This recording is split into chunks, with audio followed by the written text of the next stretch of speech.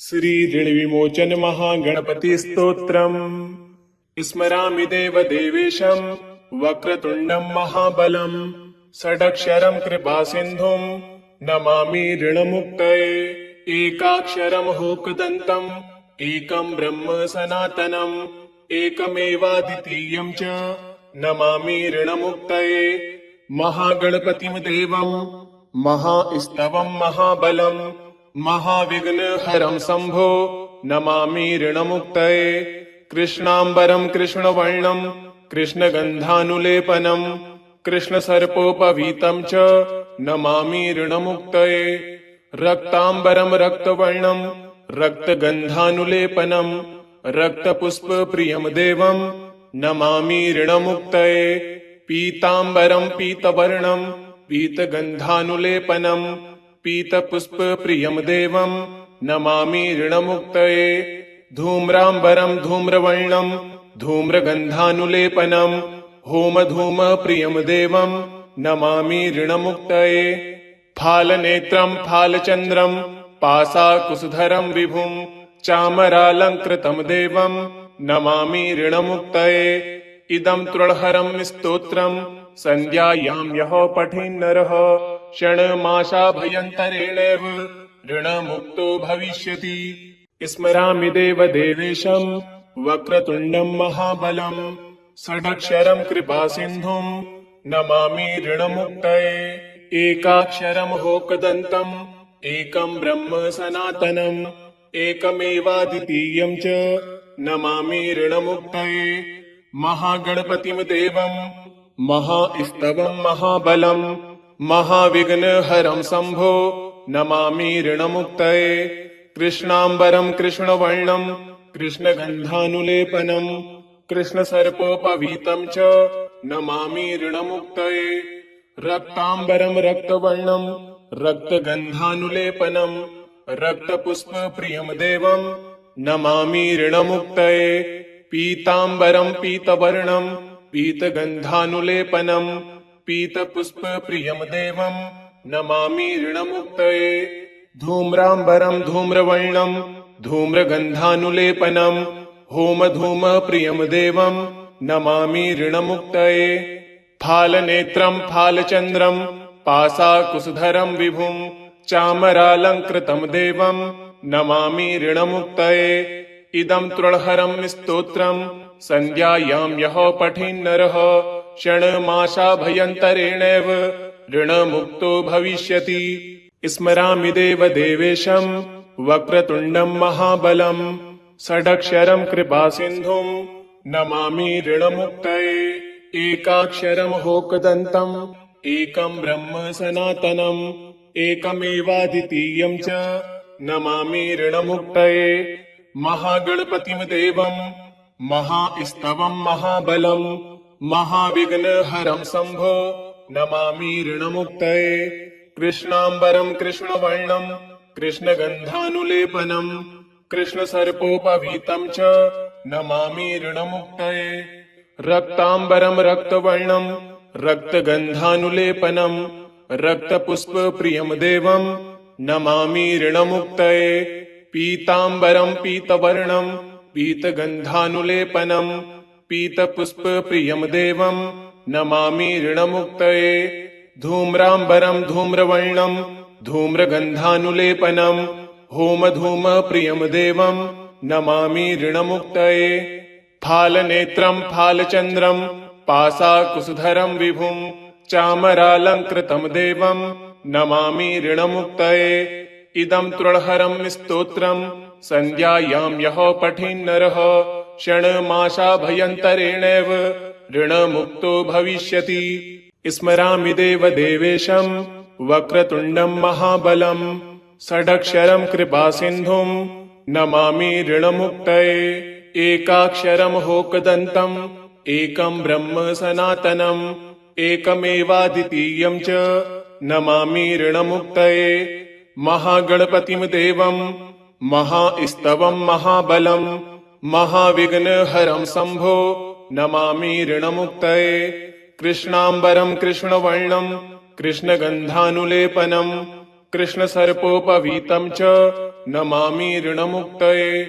रक्ताम्बरं रक्तवर्णं रक्तगन्धानुलेपनं रक्तपुष्पप्रियं देवं नमामि ऋणमुक्तये। पीताम्बरं पीतवर्णं पीतगन्धानुलेपनं पीतपुष्पप्रियं देवं नमामि ऋणमुक्तये। धूम्राम्बरं धूम्रवर्णं धूम्रगन्धानुलेपनं होमधूमप्रियं देवं नमामि ऋणमुक्तये। फालनेत्रं फालचन्द्रं पाशाकुशधरं विभुं चामरालङ्कृतं देवं नमामि ऋणमुक्तये। इदं तृणहरं स्तोत्रं सन्ध्यायां यः पठेन्नरः षण्मासाभ्यन्तरेणैव ऋणमुक्तो भविष्यति। स्मरामि देवदेवेशं वक्रतुण्डं महाबलं षडक्षरं कृपासिन्धुं नमामि ऋणमुक्तये। एकाक्षरं होकदन्तम् एकं ब्रह्म सनातनम् एकमेवाद्वितीयं च नमामि ऋणमुक्तये। महागणपतिं देवं महास्तवं महाबलं महाविघ्नहरं शम्भो नमामि ऋणमुक्तये। कृष्णाम्बरं कृष्णवर्णं कृष्णगन्धानुलेपनं कृष्णसर्पोपवीतं च नमामि ऋणमुक्तये। रक्ताम्बरं रक्तवर्णं रक्तगन्धानुलेपनं रक्तपुष्पप्रियं देवं नमामि ऋणमुक्तये। पीताम्बरं पीतवर्णं पीतगन्धानुलेपनं पीतपुष्पप्रियं देवं नमामि ऋणमुक्तये। धूम्राम्बरं धूम्रवर्णं धूम्रगन्धानुलेपनं होमधूमप्रियं देवं नमामि ऋणमुक्तये।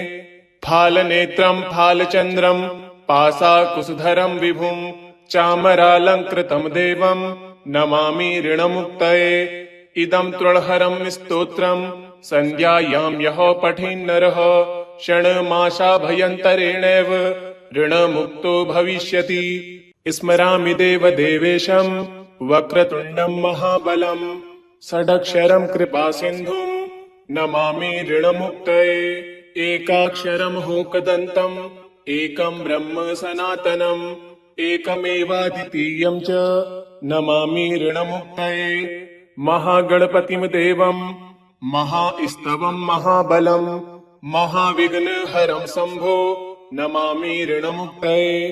कृष्णाम्बरं कृष्णवर्णं कृष्णगन्धानुलेपनं कृष्णसर्पोपवीतं च नमामि ऋणमुक्तये। रक्ताम्बरं रक्तवर्णं रक्तगन्धानुलेपनं रक्तपुष्पप्रियं देवं नमामि ऋणमुक्तये। पीताम्बरं पीतवर्णं पीतगन्धानुलेपनं पीतपुष्पप्रियं देवं नमामि ऋणमुक्तये। धूम्राम्बरं धूम्रवर्णं धूम्रगन्धानुलेपनं होमधूमप्रियं देवं नमामि ऋणमुक्तये।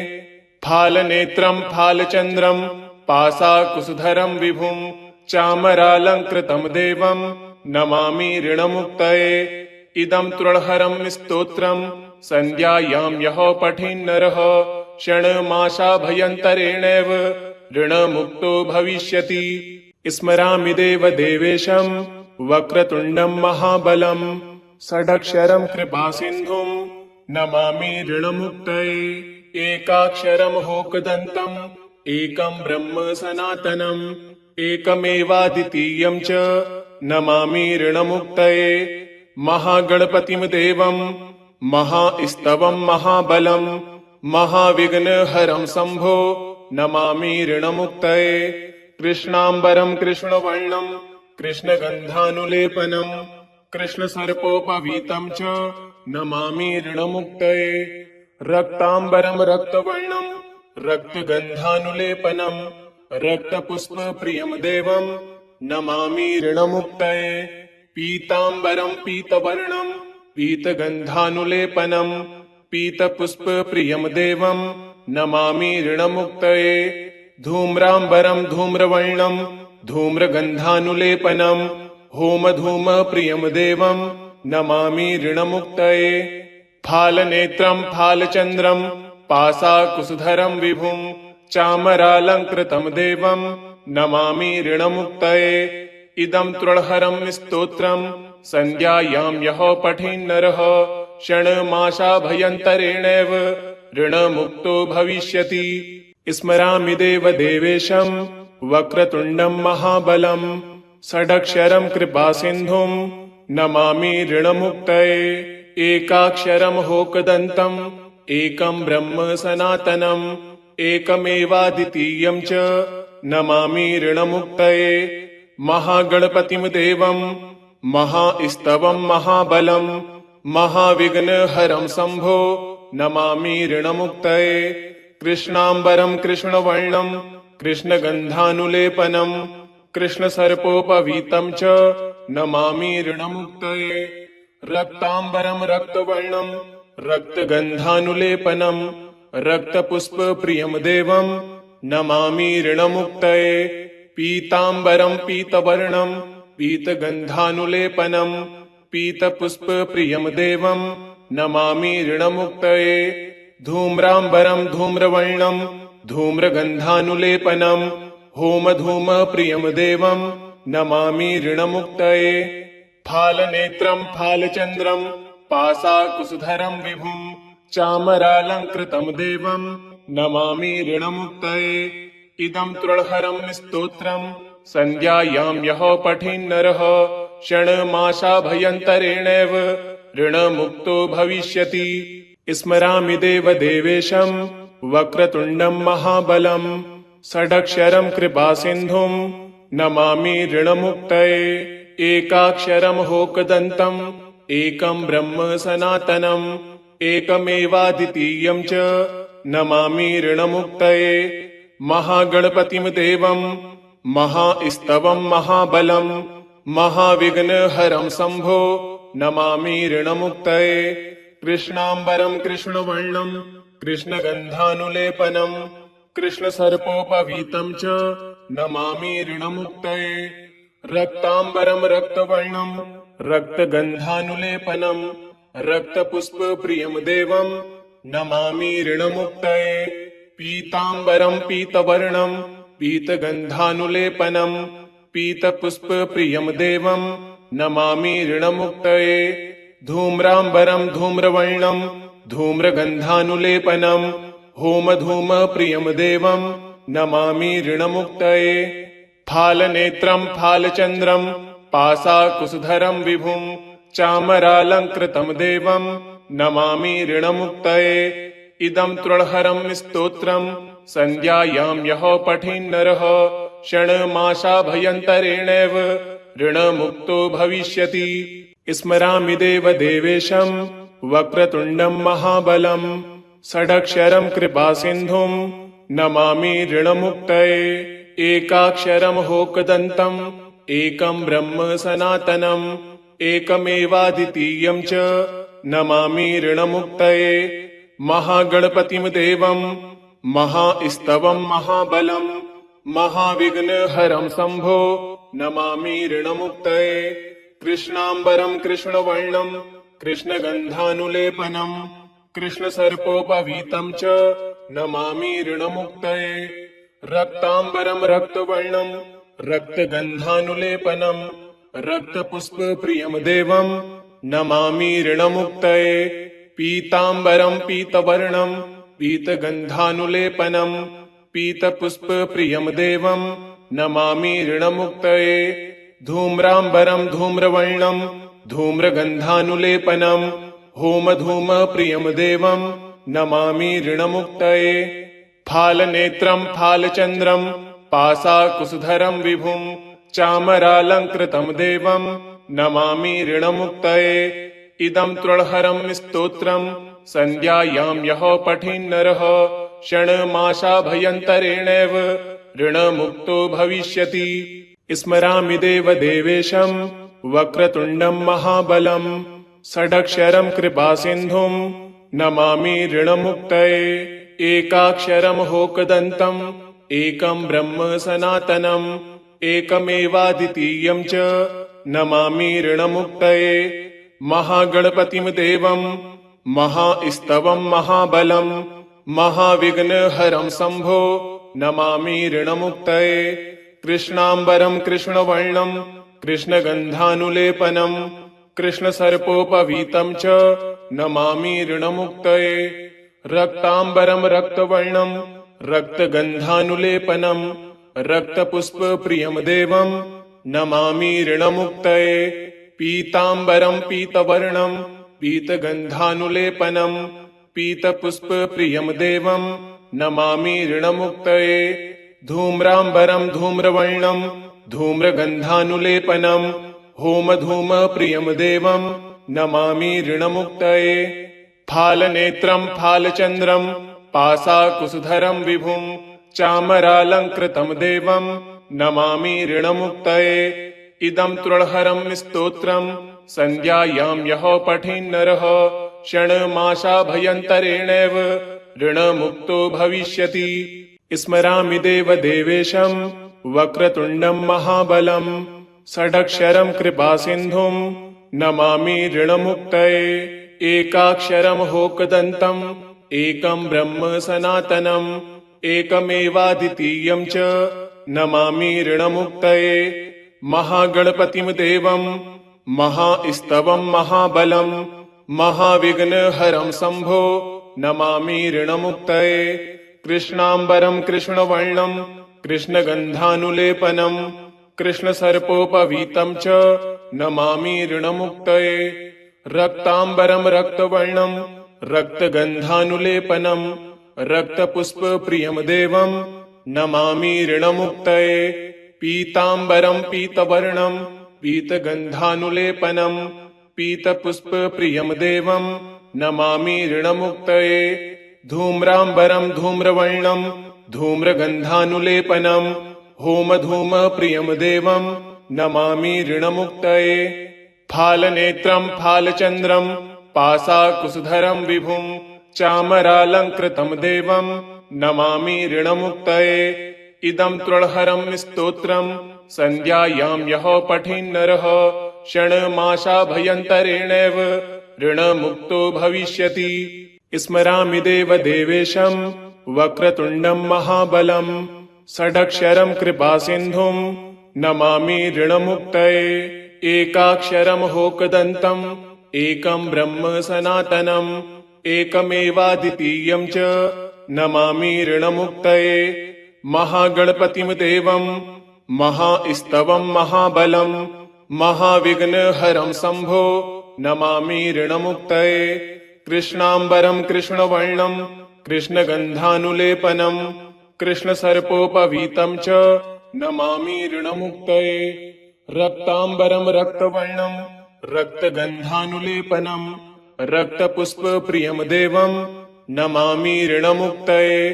पीताम्बरं पीतवर्णं पीतगन्धानुलेपनं पीतपुष्पप्रियं देवं नमामि ऋणमुक्तये।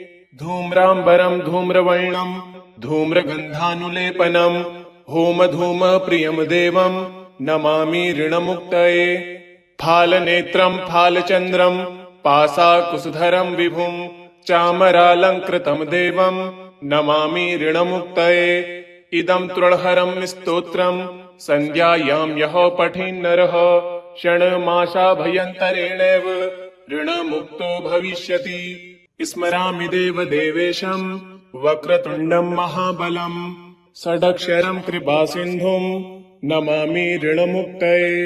एकाक्षरं होकदन्तम् एकं ब्रह्म सनातनम् एकमेवाद्वितीयं च नमामि ऋणमुक्तये। महागणपतिं देवं महास्तवं महाबलं महाविघ्नहरं शम्भो नमामि ऋणमुक्तये। कृष्णाम्बरं कृष्णवर्णं कृष्णगन्धानुलेपनं कृष्णसर्पोपवीतं च नमामि ऋणमुक्तये। रक्ताम्बरं रक्तवर्णं रक्तगन्धानुलेपनं रक्तपुष्पप्रियं देवं नमामि ऋणमुक्तये। पीताम्बरं पीतवर्णं पीतगन्धानुलेपनं पीतपुष्पप्रियं देवं नमामि ऋणमुक्तये। धूम्राम्बरं धूम्रवर्णं धूम्रगन्धानुलेपनं होमधूमप्रियं देवं नमामि ऋणमुक्तये। फालनेत्रं फालचन्द्रं पाशाकुशधरं विभुं चामरालङ्कृतं देवं नमामि ऋणमुक्तये। इदं तृणहरं स्तोत्रं सन्ध्यायां यः पठेन्नरः षण्मासाभ्यन्तरेणैव ऋणमुक्तो भविष्यति। स्मरामि देवदेवेशं वक्रतुण्डं महाबलं षडक्षरं कृपासिन्धुं नमामि ऋणमुक्तये। एकाक्षरं होकदन्तम् एकं ब्रह्म सनातनम् एकमेवाद्वितीयं च नमामि ऋणमुक्तये। महागणपतिं देवं महास्तवं महाबलं महाविघ्नहरं शम्भो नमामि ऋणमुक्तये। कृष्णाम्बरं कृष्णवर्णं कृष्णगन्धानुलेपनं कृष्णसर्पोपवीतं च नमामि ऋणमुक्तये। रक्ताम्बरं रक्तवर्णं रक्तगन्धानुलेपनं रक्तपुष्पप्रियं देवं नमामि ऋणमुक्तये। पीताम्बरं पीतवर्णं पीतगन्धानुलेपनं पीतपुष्पप्रियं देवं नमामि ऋणमुक्तये। धूम्राम्बरं धूम्रवर्णं धूम्रगन्धानुलेपनं होमधूमप्रियं देवं नमामि ऋणमुक्तये। फालनेत्रं फालचन्द्रं पाशाकुशधरं विभुं चामरालङ्कृतं देवं नमामि ऋणमुक्तये। इदं तृणहरं स्तोत्रं सन्ध्यायां यः पठेन्नरः षण्मासाभ्यन्तरेणैव ऋणमुक्तो भविष्यति।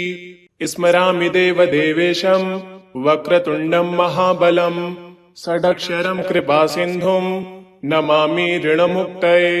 एकाक्षरं होकदन्तम् एकं ब्रह्म सनातनम् एकमेवाद्वितीयं च नमामि ऋणमुक्तये। महागणपतिं देवं महास्तवं महाबलं महाविघ्नहरं शम्भो नमामि ऋणमुक्तये। कृष्णाम्बरं कृष्णवर्णं कृष्णगन्धानुलेपनं कृष्णसर्पोपवीतं च नमामि ऋणमुक्तये। रक्ताम्बरं रक्तवर्णं रक्तगन्धानुलेपनं रक्तपुष्पप्रियं देवं नमामि ऋणमुक्तये। पीताम्बरं पीतवर्णं पीतगन्धानुलेपनं पीतपुष्पप्रियं देवं नमामि ऋणमुक्तये। धूम्राम्बरं धूम्रवर्णं धूम्रगन्धानुलेपनं होमधूमप्रियं देवं नमामि ऋणमुक्तये। फालनेत्रं फालचन्द्रं पाशाकुशधरं विभुं चामरालङ्कृतं देवं नमामि ऋणमुक्तये। इदं तृणहरं स्तोत्रं सन्ध्यायां यः पठेन्नरः षण्मासाभ्यन्तरेणैव ऋणमुक्तो भविष्यति। स्मरामि देवदेवेशं वक्रतुण्डं महाबलं षडक्षरं कृपासिन्धुं नमामि ऋणमुक्तये। एकाक्षरं होकदन्तम् एकं ब्रह्म सनातनम् एकमेवाद्वितीयं च नमामि ऋणमुक्तये। महागणपतिं देवं महास्तवं महाबलं महाविघ्नहरं शम्भो नमामि ऋणमुक्तये। कृष्णाम्बरं कृष्णवर्णं कृष्णगन्धानुलेपनं कृष्णसर्पोपवीतं च नमामि ऋणमुक्तये। रक्ताम्बरं रक्तवर्णं रक्तगन्धानुलेपनं रक्तपुष्पप्रियं देवं नमामि ऋणमुक्तये। पीताम्बरं पीतवर्णं पीतगन्धानुलेपनं पीतपुष्पप्रियं देवं नमामि ऋणमुक्तये। धूम्राम्बरं धूम्रवर्णं धूम्रगन्धानुलेपनं होमधूमप्रियं देवं नमामि ऋणमुक्तये। फालनेत्रं फालचन्द्रं पाशाकुशधरं विभुं चामरालङ्कृतं देवं नमामि ऋणमुक्तये। इदं तृणहरं स्तोत्रं सन्ध्यायां यः पठेन्नरः षण्मासाभ्यन्तरेणैव ऋणमुक्तो भविष्यति। स्मरामि देवदेवेशं वक्रतुण्डं महाबलं षडक्षरं कृपासिन्धुं नमामि ऋणमुक्तये। एकाक्षरं होकदन्तम् एकं ब्रह्म सनातनम् एकमेवाद्वितीयं च नमामि ऋणमुक्तये। महागणपतिं देवं महास्तवं महाबलं महाविघ्नहरं शम्भो नमामि ऋणमुक्तये। कृष्णाम्बरं कृष्णवर्णं कृष्णगन्धानुलेपनं कृष्णसर्पोपवीतं च नमामि ऋणमुक्तये। रक्ताम्बरं रक्तवर्णं रक्तगन्धानुलेपनं रक्तपुष्पप्रियं देवं नमामि ऋणमुक्तये। पीताम्बरं पीतवर्णं पीतगन्धानुलेपनं पीतपुष्पप्रियं देवं नमामि ऋणमुक्तये। धूम्राम्बरं धूम्रवर्णं धूम्रगन्धानुलेपनं होमधूमप्रियं देवं नमामि ऋणमुक्तये। फालनेत्रं फालचन्द्रं पाशाकुशधरं विभुं चामरालङ्कृतं देवं नमामि ऋणमुक्तये। इदं तृणहरं स्तोत्रं सन्ध्यायां यः पठेन्नरः षण्मासाभ्यन्तरेणैव ऋणमुक्तो भविष्यति। स्मरामि देवदेवेशं वक्रतुण्डं महाबलं षडक्षरं कृपासिन्धुं नमामि ऋणमुक्तये।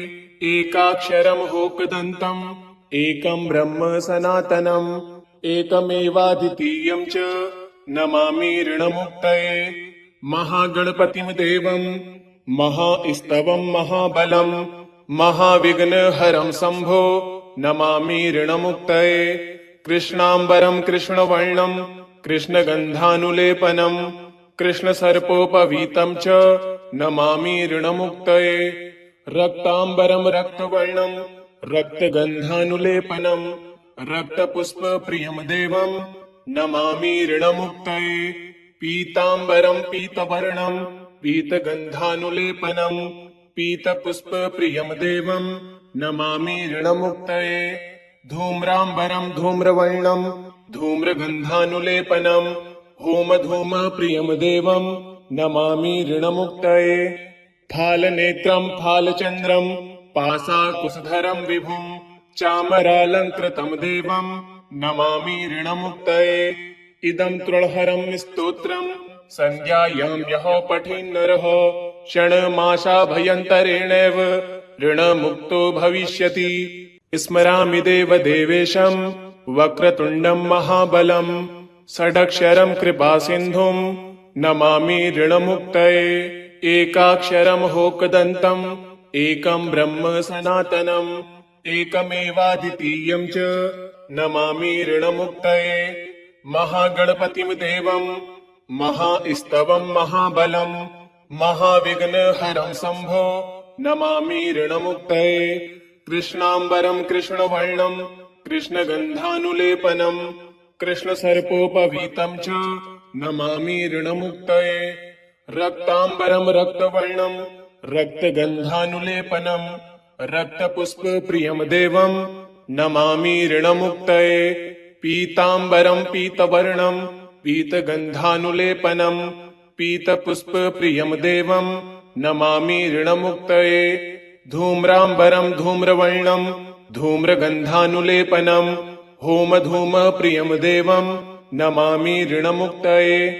फालनेत्रं फालचन्द्रं पाशाकुशधरं विभुं चामरालङ्कृतं देवं नमामि ऋणमुक्तये। इदं तृणहरं स्तोत्रं सन्ध्यायां यः पठेन्नरः षण्मासाभ्यन्तरेणैव ऋणमुक्तो भविष्यति। स्मरामि देवदेवेशं वक्रतुण्डं महाबलं षडक्षरं कृपासिन्धुं नमामि ऋणमुक्तये। एकाक्षरं होकदन्तम् एकं ब्रह्म सनातनम् एकमेवाद्वितीयं च नमामि ऋणमुक्तये। महागणपतिं देवं महास्तवं महाबलं महाविघ्नहरं शम्भो नमामि ऋणमुक्तये। कृष्णाम्बरं कृष्णवर्णं कृष्णगन्धानुलेपनं कृष्णसर्पोपवीतं च नमामि ऋणमुक्तये।